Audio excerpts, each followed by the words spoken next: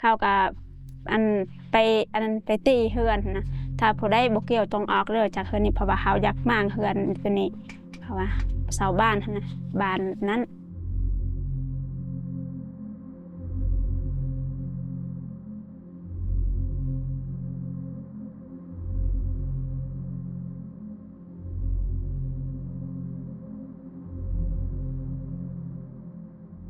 เขาทำหลายสิ่งหลายอย่างมาแล้วเขาทำมาจะออกบ่เลยตัดสินใจว่าบ่ออกยังบ่ทันได้เฮ็ดหยังนะแบบซุ่มนุมกันซื่อๆแบบอยู่ในเฮือนบ่ทันได้เริ่มงานแบบมีคนทางบ้านเนี่ยเขาเมิดบ้านเขามาถือค้อนถือสั่งเขาว่าถ้าผู้ใดบ่เกี่ยวนี่ออกเขาว่าเขาสิอยากมางเฮือนหลังนี้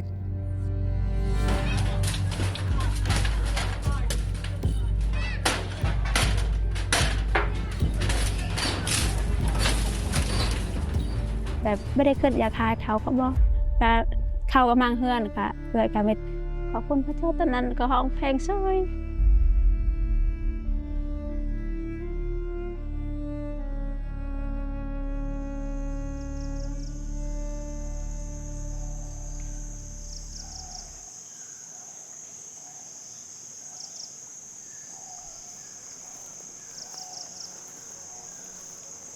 คิดว่าแบบบ่แม่นขึ้นในอื่นขึ้นในพระเจ้านะแบบมีบ่เป็นการของพระเจ้าที่พระเจ้าให้เขาน้อยต้องปะพ่อปะแม่เนาะอยู่ทางบ้านญาติพี่น้องต้องไปอยู่ป่ากับพี่น้องก็ขอบคุณพระเจ้าไปอยู่ป่าก็ไปอยู่พร้อมกับพี่น้องก็อยู่หั่นก็บ่ได้คิดหยังคิดว่าม่วนในพระเจ้าม่วนก็อยู่พร้อมกันกับพี่น้องผู้ที่เชื่อนะแบบอยู่บ้านก็บางทีก็เขาคมแห้งกับบ่มีบ่นมัสการเฮากันนมัสการพระเจ้าเพราะพระเจ้าบ่ต้องการว่านมัสการว่าอยู่บ่นึงมันได้แต่พระเจ้าต้องการเฮาต้องนมัสการในจิตใจของเฮา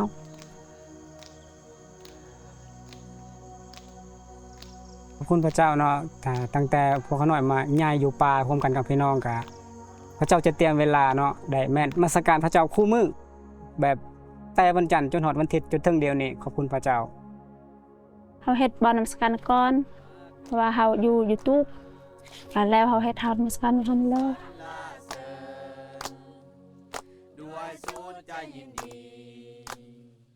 นั่นขาดเพิ่นเนาะอยู่ในคริสตจักรก็ไฟฟ้าก็บ่มีเพราะว่าเวทไทยก็บ่มีก็เว้าก็อาหารกินก็บ่มีคือกันเพราะว่าดินก็บ่มีอีหลีเพราะว่าดินเขายึดหมดมีแต่ดินน้อยเดียวนั่นแหละเฮาเฮ็ดร่วมกันเฮ็ดกับพี่น้อง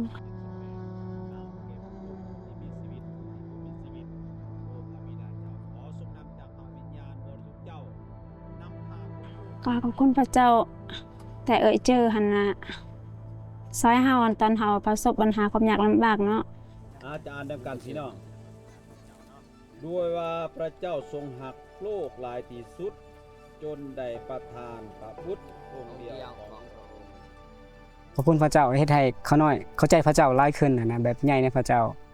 เฮาจึงเป็นผู้นำแบบผู้นำภายเฮาเองหรือว่าภายครอบครัวลูกเมียแบบเข้าใจพระเจ้าหลายขึ้นนั่น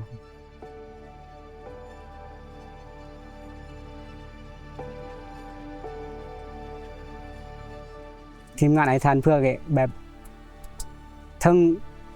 ยังได้ก็สู้นะแบบบ่ปะพระเจ้านี่แบบเข้าใจพระเจ้าหลายขึ้นให้ติดตามพระเจ้าแบบมีความเชื่อในพระเจ้านี่แหละ